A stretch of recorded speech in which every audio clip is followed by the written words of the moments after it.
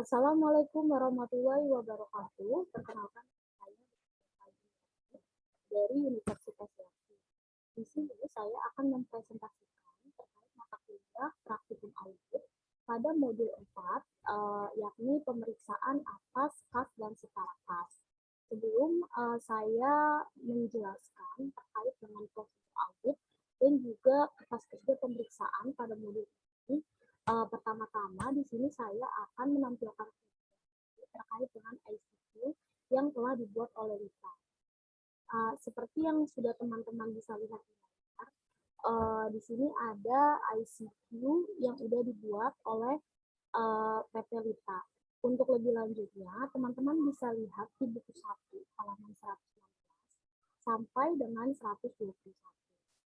Nah, jika teman-teman lihat ICQ yang telah rata-rata jawaban yang diisi adalah iya.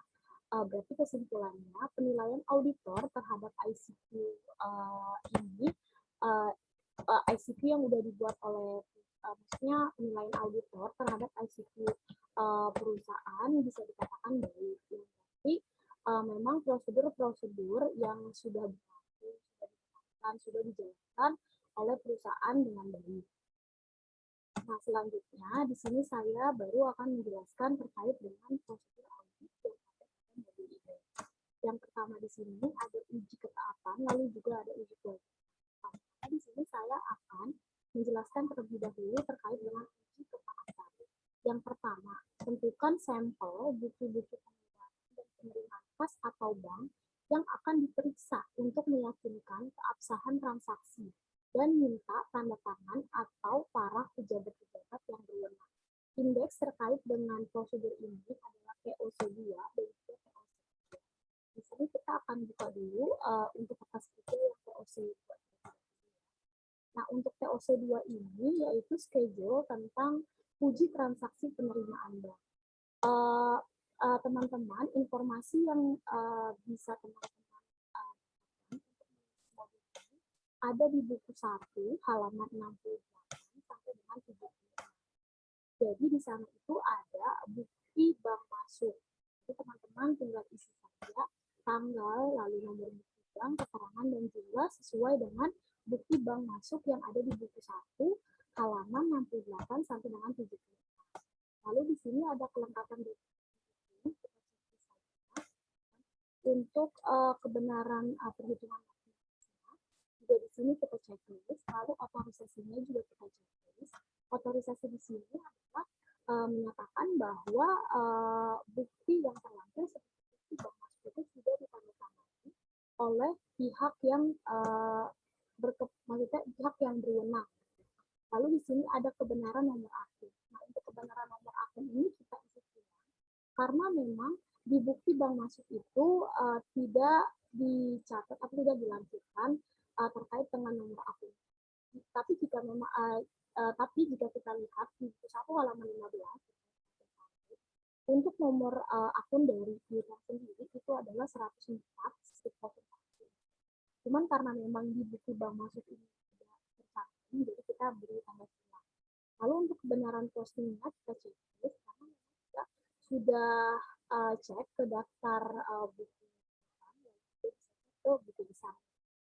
Selanjutnya di sini kita akan ke indeks POC 4. Nah, untuk POC 4 ini hampir sama tulisannya seperti hanya bedanya POC 4 ini terkait uji transaksi pengeluaran. Nah, informasi yang teman-teman bisa dapatkan untuk mengisi indeks ini ada di buku 1 halaman 104 sampai dengan 113 yaitu terkait bukti pengeluaran bank. Nah, dari informasi buku 1 tersebut, teman-teman tinggal isi saja tanggal, nomor bukti banknya, keterangan jumlahnya sesuai dengan bukti pengeluaran bank yang ada di buku 1 halaman 104 sampai dengan 113. Lalu di sini kelengkapan dokumennya kita checklist untuk kebenaran perhitungan matematis. Lalu otorisasinya juga kita checklist karena memang bukti pengeluaran juga ditandatangani oleh pihak yang berwenang. Untuk nomor kebenaran akunnya kita checklist karena teman-teman lihat informasi di buku 1 halaman 1 pengeluaran banknya tertera nomor akun dari utang usaha ini gitu kan.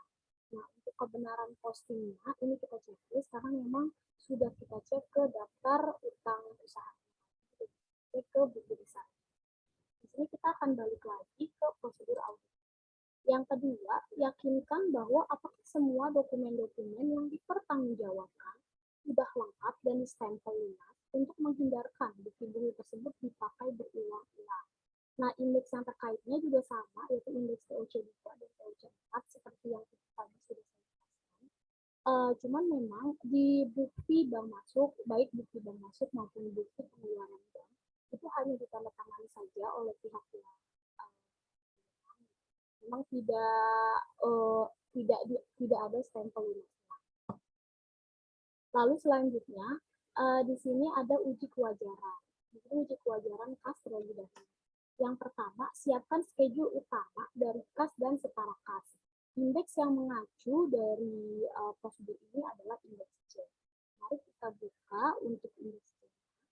Indeks C ini terkait dengan schedule kas dan setara kas. Seperti yang sudah teman-teman bisa lihat di layar, di sini ada akun kas besar, kas kecil, bank CAD, lalu ada masing-masing nominal per klien. Total kas dan setara kasnya per klien itu ada 40.490.320. Lalu ada jurnal koreksi baik di debit maupun kreditnya. Setelah itu ada juga per auditnya dengan total Rp55.284.050. Nah, untuk jurnal koreksian ini teman-teman bisa dapatkan dari setelahnya. Jadi sebelum saya kita balik lagi ke prosedur audit. Lalu yang kedua ada lakukan perhitungan kas atau cash count secara mendadak dan serentak untuk semua jenis kas yang ada di perusahaan, serta dibuatkan berita acara pemeriksaan. Nah, indeks yang terkait di sini adalah C1 dan C2. Mari kita buka dulu untuk indeks C1.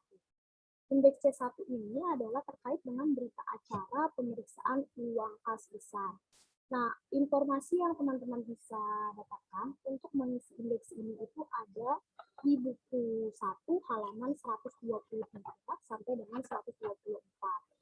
Jika teman-teman sudah buka atau lihat di sana tertera teman-teman bisa mengisi indeks ini, lalu berapa, pemegang kasnya siapa, gitu kan. Lalu sisa menurut buku kasnya pun per 31 Desember kita ada di buku 1 halaman 124. Terus mutasinya tanggal 3 Januari 2019 sampai dengan 5 Januari 2019, lalu ada jumlah kita, kredit kita, informasi juga ada di buku 1 halaman 124. Lalu sisa buku kas per tanggal 5 Januari itu adalah 3 juta.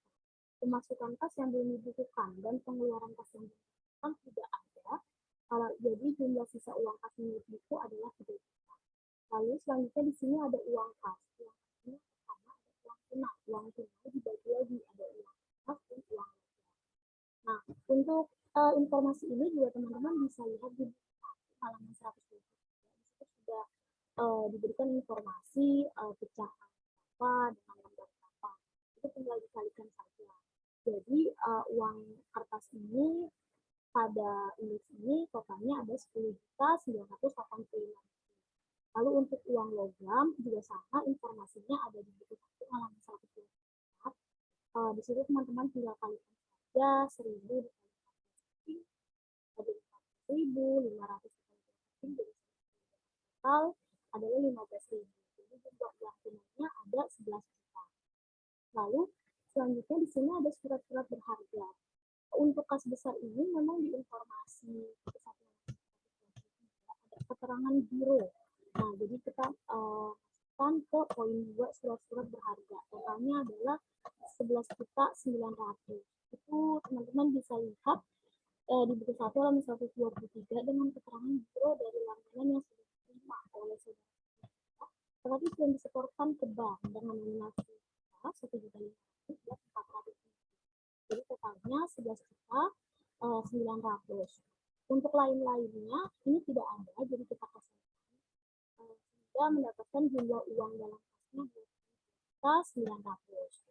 Nah, selisih uang kasnya ini adalah kelebihan 19.900.000.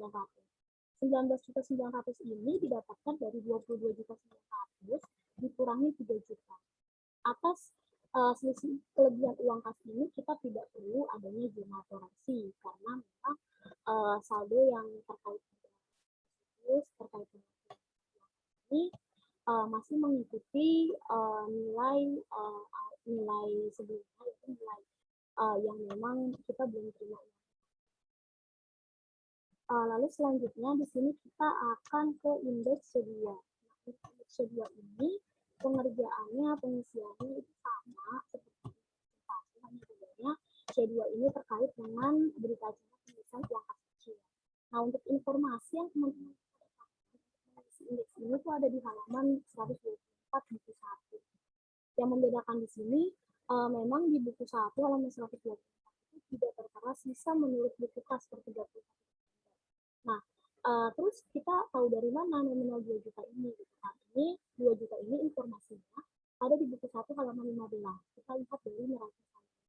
Di situ tertera bahwa memang sisa uang kas kecilnya per pelaku ada 2 juta. Lalu di sini untuk mutasinya tanggalnya tidak diisi, karena memang di informasi itu yang tidak ada. Jadi sisa buku kasnya itu adalah 2 juta. Pemasukan yang dulu maupun pengeluaran yang kan tidak ada. Jadi jumlah sisa uang kas menurut bukunya ada 2 juta. Nah, untuk di sini ada uang dalam kas. Pertamanya ada uang tunai dibagi uang kas dan uang logam. Nah, pengisiannya ini juga sama. Informasinya ini ada di buku 1 halaman 124. Di situ juga sudah dijelaskan pecahan berapa ribu, dia ada berapa lembar. Jadi kan tinggal kalikan saja. Jadi total uang kertasnya itu ada 1.515.000. Nah, untuk uang logam ini juga sama, informasinya ada di buku 1 halaman 124. Tinggal dikalikan saja 1.000 kali 13. Jadi total uang logamnya itu ada 15.000. Jadi kita dapatkan jumlah uang tunainya itu ada 1.530.000. Untuk surat-surat berharga, karena memang kas kecil ini tidak ada, jadi kita kosongkan. Tetapi di sini lain-lainnya ada tertera nominal, yaitu 270.000. Nah, 270.000 ini juga teman-teman bisa di 1 halaman 124. Di sana ada keterangan Pertikas voucher, lalu juga ada materai. Nah, itu teman-teman informasi nominal 270.000 itu didapatkan dari informasi sehingga didapatkan jumlah uang dalam kasnya 1.800.000. Selisih uang kasnya ini adalah kekurangan 200.000 dari 1.800.000 dikurangi dengan 2 juta. Sehingga kita perlu adanya jurnal koreksi. Nah, untuk jurnal koreksinya kita isi di indeks C, yaitu jurnal koreksinya debitnya kita kreditnya kas kecil 200.000. Nah, untuk kredit kas kecil 200.000 ini kita masukkan ke pare pada kecil, yaitu posisi kredit. Lalu selanjutnya kita kembali lagi ke prosedur audit. Yang ketiga, yakinkan bahwa buku kas telah ditutup per tanggal pemeriksaan dan semua bukti pengeluaran dan penerimaan telah dibukukan. Ini tinggal kita cek saja untuk indeksnya. Keempat, bandingkan saldo kas menurut perhitungan kas dan saldo buku kas. Ini indeks yang mengacu adalah C1 dan C2. C1 dan C2 ini yaitu terkait dengan berita acara pemeriksaan uang kas besar dan juga uang kas kecil. Itu yang tadi sudah dijelaskan. Nah, untuk poin nomor 5, apakah perhitungan kas dilakukan sesuai tanggal neraca? Lakukan prosedur penarikan mundur atau traceback ke tanggal neraca, dan bila dilakukan sebelum tanggal neraca, lakukan penarikan maju atau trace forward ke tanggal neraca. Indeks yang terkait adalah C1. C1 ini terkait dengan berita acara pemeriksaan uang kas besar. Poin nomor 6, bandingkan saldo buku besar dengan saldo perhitungan kas setelah prosedur penarikan per tanggal neraca. Indeks yang terkaitnya juga ada C1. yaitu terkait berita acara pemeriksaan uang kas besar. Lalu selanjutnya, periksa penjumlahan atau putting atau cross putting lembaran-lembaran buku kas secara uji petik. Perhatikan pemindahan saldo pada lembaran-lembaran tersebut ke lembaran berikutnya. Untuk indeksnya ini kita checklist saja. Selanjutnya, jika kas kecil menggunakan sistem dana tetap, teliti apakah sudah ada pertanggungjawaban dari dana tetap sebelum diadakan pengisian kembali. Ini juga kita checklist saja. Yang selanjutnya, pastikan apabila ada kas yang dalam mata uang asing telah dikonversikan ke dalam kurs yang benar per tanggal neraca. Karena tidak ada, jadi kita saja. Lalu yang ke-10, buat daftar koreksi yang diperlukan. Indeksnya ada C. Yang ke-11, buat kesimpulan dan komentar hasil pemeriksaan tes yang perlu diketahui oleh para partner, serta saran kepada pihak manajemen yang juga merupakan salah satu penilaian terhadap mutu audit Anda. Itu indeksnya C, jadi poin nomor 10 dan 11 ini C. Mari kita buka lagi untuk indeks C. Nah, untuk jurnal koreksiannya, ini adalah jurnal koreksi. Kita lihat keterangannya. Bahwa koreksian jurnal debit dan kredit ini pertama memang ada dari poin piutang lain-lain, ada buat kreditnya kas kecil 200.000. Karena ini kita dapatkan dari indeks C2. Karena selisih uang kas kekurangan. Lalu di sini ada catatan bahwa jurnal koreksian ini kita bisa lihat di schedule C3.1 dan C4.1. Cuma nanti kita akan jelaskan di indeks terkait, tetapi kita akan balikin dulu ke prosedur audit. Lalu di sini juga ada kesimpulan pemeriksaan. Menyatakan bahwa prosedur audit kas dan setara kas telah dilakukan sesuai dengan standar akuntansi yang berlaku, yaitu SAK-EK. Selanjutnya di sini ada prosedur audit uji kewajaran terkait bank. Yang pertama ini, lakukan prosedur konfirmasi untuk semua akun bank yang masih aktif maupun yang sudah tidak aktif. Indeks yang terkait adalah CC3 dan CC4. Mari kita buka indeks CC3 terlebih dahulu. Indeks CC3 ini adalah konfirmasi bank CAB. Yang poin nomor 1, kami melaporkan bahwa pada tanggal 31 Desember 2018, catatan kami menunjukkan saldo kredit atau debit untuk jumlah Rp4.391.410.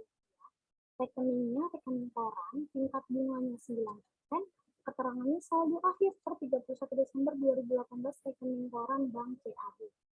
Lalu selanjutnya ada jumlah 1 miliar dengan rekening deposito, tingkat bunga 5,5%, keterangan deposito Bank CAB.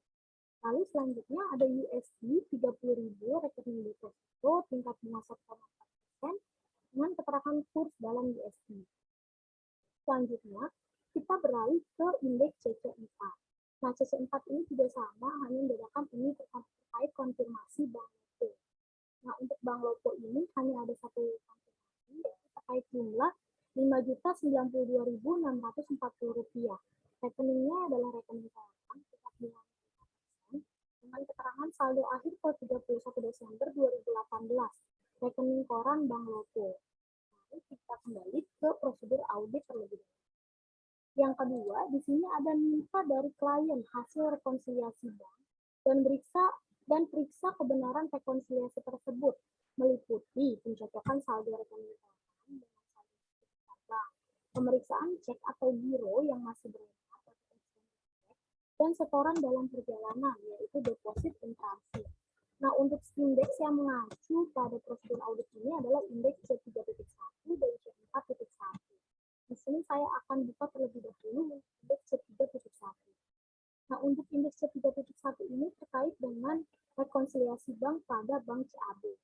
Nah, untuk informasi yang bisa teman-teman dapatkan seperti saldo menurut rekening koran, lalu saldo menurut pembukuan, lalu juga ada penambahan dan pengurangan baik di saldo menurut rekening koran maupun di saldo menurut pembukuan. Untuk informasinya ini, teman-teman bisa dapatkan di buku 1 halaman 128 yaitu terkait dengan buku Bank CAB dan 129 terkait dengan rekening koran Bank CAB. Dari hasil rekonsiliasi Bank CAB ini adanya jurnal koreksi yang perlu kita catat. Nah, untuk jurnal koreksiannya ini adalah jurnal koreksian terkait dengan penambahan ataupun pengurangan yang ada pada saldo menurut pembukuan. Nah, dari hasil rekening rekonsiliasi bank ini, jadi kita mendapatkan saldo yang benarnya adalah Rp13.391.410. Nah, di bawah ini adalah hasil jurnal koreksi yang kita dapatkan dari penambahan maupun pengurangan di saldo menurut pembukuan. Di sini ada poin nomor 19. Nah, untuk nomor poin 15 ini adalah terkait dengan jurnal di indeks sebelumnya. Di indeks sebelumnya itu dijelaskan bahwa adanya kesalahan pencatatan yang seharusnya dicatat sebagai piutang, melainkan dicatat sebagai piutang. Jadi pada indeks sebelumnya itu saya sudah menjurnal jurnal koreksi yang pada piutang. Nah, pada modul yang ini saya membuat jurnalnya piutang usaha kreditnya bank karena memang ini adalah jurnal awalnya gitu agar saldo piutangnya itu tidak menggantung 990. Lalu selanjutnya kita akan beralih ke indeks C4.1. C4.1 ini juga sama, yaitu terkait dengan rekonsiliasi bank, yaitu Bank Lopo. Nah, untuk informasi yang bisa teman-teman dapatkan untuk mengisi rekonsiliasi ini, teman-teman bisa buka di buku 1 halaman 126 terkait dengan buku Bank Lopo-nya. Lalu di buku 1 halaman 130 terkait dengan rekening koran Bank Lopo-nya. Itu teman-teman tinggal dicocokkan aja antara buku bank. Jika memang ada penambahan baik dari saldo menurut maupun saldo kita tinggal isi di masing-masing. Dari hasil rekonsiliasi Bank Lopo ini, kita mendapatkan saldo yang benar adalah Rp37.092.640. Dari hasil rekonsiliasi bank ini juga kita ada jurnal koreksi terkait rekonsiliasi. Nah, untuk jurnal koreksian ini, kita ambil dari adalah penambahan maupun pengurangan dari saldo menurut pembukuan. Di sini adalah ada 4 jurnal koreksi. Nah, teman-teman bisa lihat di layar terkait dengan jurnal koreksi. Selanjutnya di sini saya akan balik lagi ke prosedur audit. Selanjutnya di prosedur audit nomor 3, yakinkan bahwa saldo bank yang dalam mata uang asing telah dikonversikan ke dalam kurs yang benar per tanggal neraca. Karena memang tidak ada, kita beri tanda strike saja. Yang poin nomor 4, yakinkan bahwa setiap pembukuan dan penutupan rekening bank mendapat persetujuan dari pejabat yang berwenang. Mintalah informasi mengapa perlu dibuka rekening baru maupun alasan dari penutupan rekening. Karena ini juga tidak ada, jadi kita berikan tip. Yang poin nomor 5, yakinkan bahwa tidak ada lapping atau window dressing dengan memeriksa bukti-bukti penerimaan dan pengeluaran akhir tanggal neraca. Karena ini juga tidak ada, maka kita beri tanda strip. Poin nomor 6, untuk rekening yang sudah tidak aktif, mintalah penjelasan dari klien dan sarankan untuk ditutup saja. Ini juga karena tidak ada, maka kita beri tanda strip. Lalu selanjutnya, yakinkan bahwa semua rekening di bank merupakan rekening atas nama perusahaan, bukan perorangan. Nah, emang jika kita lihat di buku 1 ini halaman 129 maupun 120 terkait dengan rekening memang sudah sesuai bahwa rekening koran baik Bank Lopo maupun Bank Syariah itu atas namanya adalah PT bukan perorangan. Jadi kita beri tanda checklist. Yang ke-8, perhatikan apakah ada kelebihan saldo di bank yang tidak digunakan dalam waktu singkat dan sarankan sebaiknya didepositkan untuk mendapatkan tingkat bunga yang lebih tinggi. Ini kita beri tanda checklist. Lalu selanjutnya, periksa pendebitan dan pengkreditan yang ada dalam jurnal dan dibukukan ke buku besar. Nah, indeks yang mengacu ini adalah indeks TOC2 dan juga TOC4. TOC2 ini dan TOC4 ini terkait dengan uji transaksi pengeluaran dan penerimaan bank. Seperti yang pada awal sudah saya jelaskan. Lalu selanjutnya, apakah ada hal-hal yang perlu diungkapkan dalam surat pernyataan klien dan catat hal-hal yang perlu diberikan dalam saran-saran perbaikan kepada pihak manajemen dalam surat manajemen. Ini kita berikan buat kesimpulan dan komentar hasil pemeriksaan bank diketahui oleh para partner. Ini kita juga selanjutnya di sini ada prosedur audit terkait dengan investasi jangka pendek. Yang prosedur audit yang pertama ini siapkan schedule utama dari investasi jangka pendek, yaitu indeks yang terkait ini adalah indeks D. Nah, indeks D, mari kita buka ke indeks D. Indeks D ini terkait investasi jangka pendek. Di sini ada akun deposito berjangka, lalu investasi terkait per klien 1M 715 juta, dan ada pare di debit 5 juta dan kredit 500.000. Total per auditnya adalah 1M 715 juta. Nah, untuk parenya, mari kita lihat di.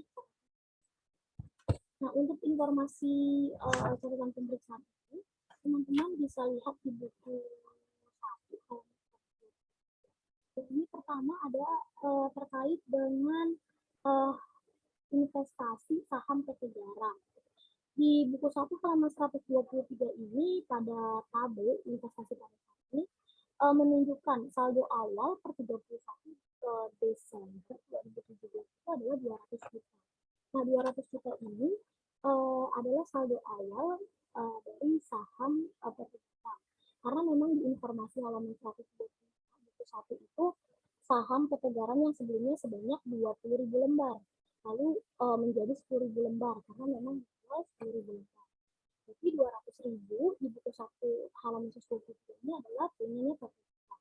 Nah, kita hitung dulu berapa harga per lembarnya. Nah, untuk lembar sahamnya, memang PT Garam ini mempunyai 20.000 lembar awalnya. Lalu dengan nilai saham, awal dari investasi ini 200.000. Maka kita dapatkan harga per lembar sahamnya adalah 10.000. Nah, 10.000 ini adalah nilai saham kita bagi dengan lembar sahamnya. Lalu di sini ada informasi lagi menunjukkan bahwa di tanggal di buku 1 juga halaman 123 di tabel investasi saham, di tanggal 2 bulan 5 2018 itu di sini PT Garam ini menjual sahamnya sebanyak 10.000 lembar dengan harga 10.500, itu totalnya 105.000. Nah, lalu ini kita bandingkan dulu harga jualnya dengan harga saham awalnya, gitu kan. Harga peroleh saham awalnya. Nah, karena memang di awal itu kita punya harga saham itu adalah 10.000, terus kita jual adalah 10.000 lembar, gitu kan. Kita kalikan dulu lembar saham itu dikali harga saham awalnya yaitu 10.000 menjadi 100.000. Jadi selisih saham PT Garam ini adalah 5 juta dari 100 juta dikurangi 100 juta gitu kan.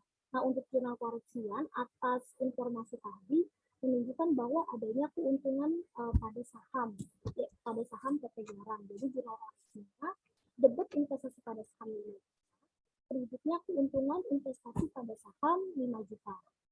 Nah, selanjutnya di informasi buku 1 halaman 125 ini harga saham per 31 Desember 2018 baik pada saham PT Gudang maupun PT ini ada perubahan harga yang memang awalnya saham PT Garam itu harga per lembar sahamnya 10.500, tapi di informasi buku 1 halaman 105 menjadi 10.200. Begitupun dengan PT Gudang yang awalnya 8.500 menjadi 8.370 rupiah. Jadi kita dapatkan saham PT Gudang itu adalah 167.500.000.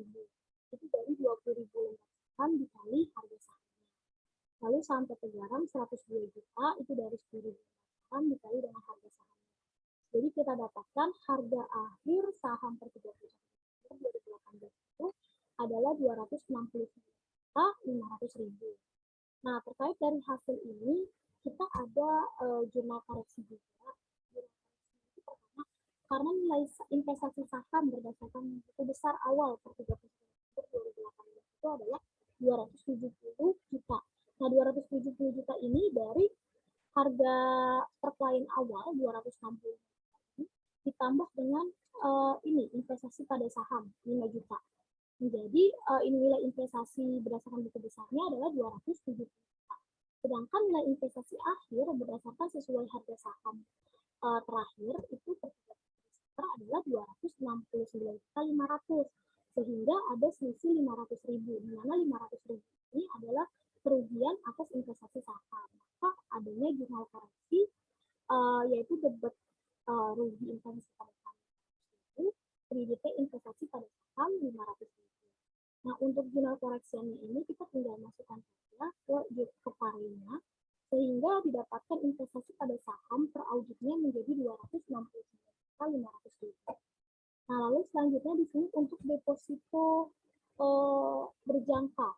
Untuk informasinya juga teman-teman bisa lihat di halaman 123 dan juga 125. Nah, di situ ada deposito dalam rupiah adalah berjumlah 1 miliar. Lalu ada deposito dalam USD ada 30.000 dengan kurs 15.000, yaitu dikalikan jadi 450. Kita totalkan menjadi 1.450.000. Nah, untuk deposito ini tidak ada jurnal koreksi karena memang dari informasi satu baik di halaman 123 maupun 123 tidak ada perubahan, yaitu sama-sama 1.450 juta. Jadi atas indeks ini yang mengalami perubahan hanya di investasi pada saham. Setelah itu kita balik lagi ke prosedur audit. Prosedur selanjutnya, lakukan konfirmasi atas investasi yang dipegang oleh pihak lain apabila digunakan sebagai jaminan oleh pihak bank atau dikuasai oleh pihak broker atau pialang. Ini karena indeksnya tidak ada, kita berikan deskripsi saja. Lalu yang ketiga, minta catatan kurs harga pasar pada tanggal transfer saham dan bandingkan dengan harga belinya. Karena ini tidak ada, maka kita beri tanda. Lalu selanjutnya, periksa transaksi mutasi penambahan dan pengurangan dengan melihat bukti pembelian dan penjualan, serta apakah telah mendapat persetujuan dari pejabat yang berwenang. Ini kita beri tanda checklist. Lalu selanjutnya, lakukan verifikasi atas dividen tunai atau saham dan penerimaan bunga deposito. Ini juga kita tulis. Selanjutnya, lakukan pengecekan pencatatan investasi. Apakah sudah sesuai dengan ketentuan standar akuntansi yang dilakukan? Ini juga kita tulis. Perhatikan klasifikasi dari setara bahwa investasi tersebut segera akan jatuh tempo dalam 3 bulan atau kurang dari tanggal perolehannya, termasuk sebagai kelompok, setara kas, dan tidak dijadikan sebagai jaminan. Jika lebih dari 3 bulan termasuk investasi, dan karena ini tidak ada, maka kita berikan. Nah, sekian dari penjelasan prosedur maupun dengan kertas kerja pemeriksaan. Nah, dari hasil audit terkait dengan modul ini ada adanya pengaruh kepada laporan baik laporan keuangan maupun laporan laba. Mari kita buka dulu ke indeks laporan posisi keuangan. Nah, untuk laporan posisi keuangan pengaruhnya dari modul ini terkait dari jurnal sebelumnya, gitu kan? Ini ada pengaruhnya pada kas dan setara kas, di mana di sini menunjukkan saldo per klien dengan saldo per auditnya itu ada penambahan karena di sini ada jurnal koreksi. Untuk jurnal koreksi ini sendiri ini dari indeks C. Dari indeks C. Nah, cuma memang ini untuk DR-nya tidak sesuai dengan indeks C dikarenakan dikarenakan koreksian parity debit ini sudah digabungkan dari jurnal-jurnal koreksi sebelumnya. Lalu yang berpengaruh juga selain kas dan setara kas adalah investasi jangka pendek. Nah, investasi jangka pendek ini dari modul D yang parenya kita kreditnya 500.000. Sudah ada perubahan antara saldo per klien dan saldo per audit. Setelah itu ada perubahan juga terkait dengan jurnal-jurnal pada indeks C3.1 dan C4.1, di mana sini untuk lawan-lawan jurnalnya seperti piutang usaha, biaya administrasi bank, ataupun ini ada pengaruhnya, kita masukkan juga ke laporan posisi keuangan dan juga laporan laba bersih terkait dengan laba bersih. ini dari indeks T, lalu 230 ini dari rekonsiliasi bank, yaitu terkait dengan untuk biaya banknya saya masukkan di beban usaha. Nah, dari hasil ini kita dapatkan selisih laba berjalan. Untuk laba tahun berjalannya ada selisih atau ada koreksian pare di kredit sebesar 123 jutaan. 123 juta ini didapatkan dari laba neto per audit yang 3,5 ini dikurangkan dengan laba neto per klien yang 3,4. Nah, untuk pare 123 ini kita masukkan ke laporan posisi keuangan pada ekuitas saldo laba, sehingga total aset dan total kewajiban dan ekuitas itu adalah sama, yaitu sebesar 23.989.884.690 rupiah. Sekian presentasi dari saya, kurang lebihnya mohon maaf. Wabillahi taufiq wal hidayah. Wassalamualaikum warahmatullahi wabarakatuh.